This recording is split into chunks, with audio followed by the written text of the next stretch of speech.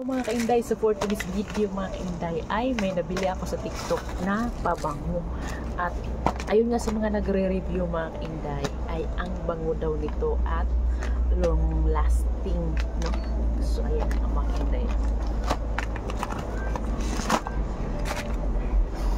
Ayan mga Andrea's Secret Dores Florality.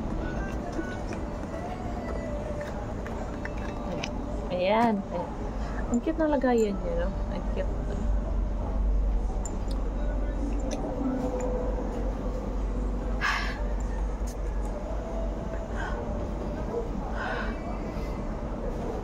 Ang cute amoy niya mga inay.